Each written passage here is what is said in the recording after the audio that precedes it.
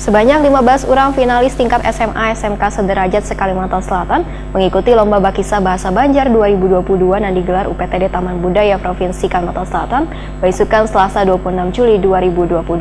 Finalis yang tampil di Gedung Balirung Sari Taman Budaya Kalimantan Selatan ini adalah hasil pilihan juri yang telah mengikuti babak penyisihan secara daring. Puluhan peserta ini pun tampil secara bergantian dengan durasi 7 menit.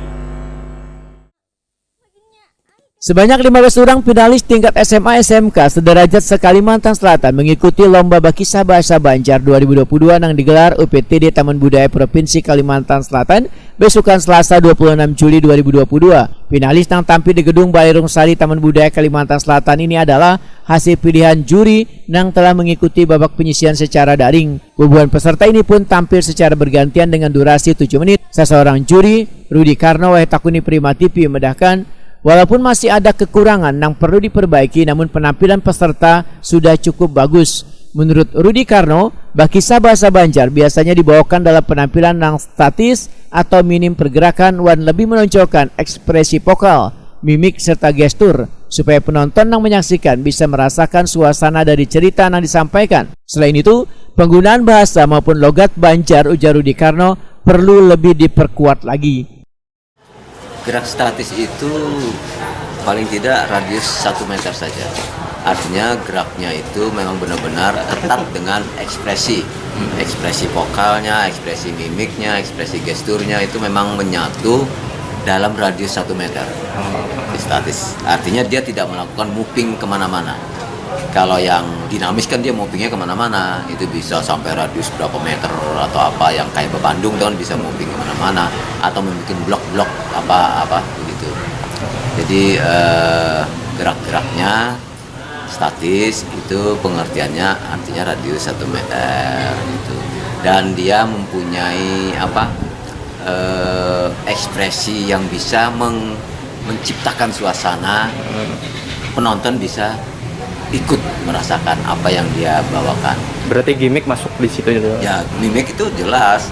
Ekspresi mimik kan ekspresi gestur, itu ekspresi vokal, itu dibangun menjadi sebuah kesatuan. Properti itu kalau itu berpengaruh? Properti itu tidak berpengaruh. Tergantung ekspresi itu tadi dia membawakannya. Artinya menunjang saja properti itu. Atau kostum kan menunjang sebuah penampilan. Step-step dalam berkisahnya itu juga tidak bisa dipaksakan untuk harus bergerak dan memerankan secara mungkin prosentasi gerak itu harus kita cari yang bagaimana yang sesuai. Makanya tadi ada batasan, misalnya tidak sampai berapa langkah jauh, itu udah bermain terlalu sangat teatral, nanti akhirnya jatuh kemana kan gitu. Itu yang harus kita pahami. Kalau dari segi bahasa Banjarnya sendiri seperti apa nih? Bahasa Banjar kita memang harus lebih mengentalkan lagi inguh, dialeknya juga logat. Jadi logat Banjar saya lihat memang ada beberapa, tapi yang saya lihat kadang-kadang masih bercampur baur itu campur baur itu memang secara utuh bahwa dia harus itu tuntutannya nanti akan kelihatan bahwa dia itu sebenarnya sehari-harinya bahasa Banjar apa tidak kan gitu. Kalau dia terpengaruh juga dengan bahasa-bahasa yang pergaulan dia, itu akan kelihatan. Saya kira itu bagus untuk dikuatkan bahasa Banjarnya itu yang logat. Lomba Bahasa Banjar ini merupakan rangkaian program pesona ragam budaya Banjar yang diharapkan akan terus bisa lebih ditingkatkan lagi ke depannya.